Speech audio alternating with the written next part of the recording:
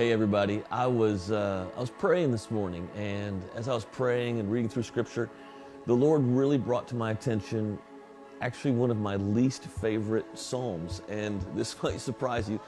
One of my least favorite Psalms is Psalm 23, or the 23rd Psalm, and I actually think it's probably one of my least favorites just because it's used a lot. All right.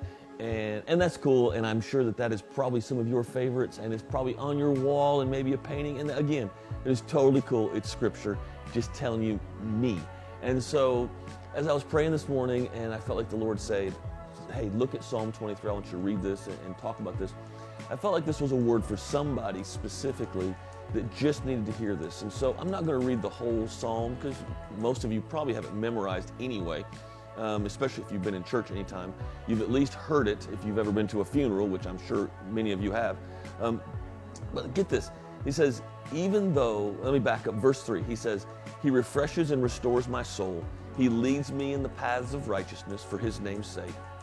Even though I walk through the valley of the shadow of death, I fear no evil, for You are with me. And right now, I think it can really feel like many of us are walking through this valley of death where I mean, honestly, if you watch the news for 30 seconds, you're going to definitely feel like you are in the valley of death, right?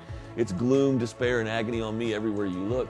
And if all of it's true, if 100% of it's true, okay, I'm not even getting into false news right now or any of that stuff, but if it's true, here's the deal. We can feel like, one way or the other, that we're walking through a valley of death.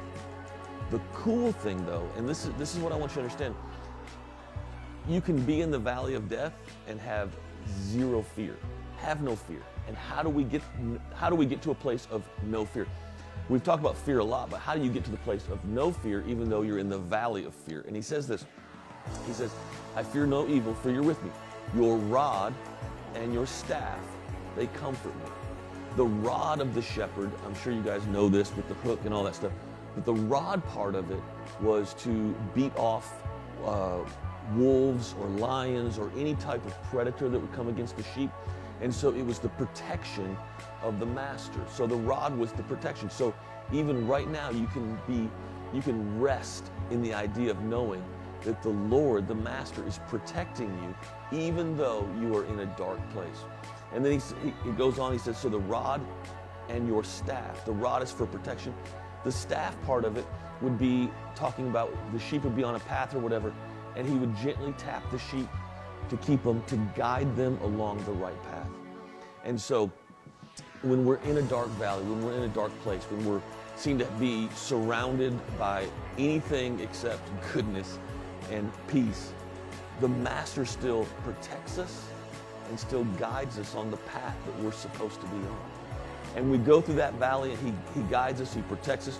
And I love this, verse 5. And You prepare a table for me in the presence of my enemies. Right now, no matter what you're going through, even if you are surrounded by nothing but evil, right there you can still feast on the goodness of God. And he goes on and says, You have anointed and refreshed my head with oil. My cup overflows. Surely goodness and mercy and unfailing love shall follow me all the days of my life. Right now, the Lord is protecting you, He's guiding you, and there is good stuff following hard after you. Just stay in His presence, keep walking the path, and He will take care of you all day, every day. Love y'all. Have a great one.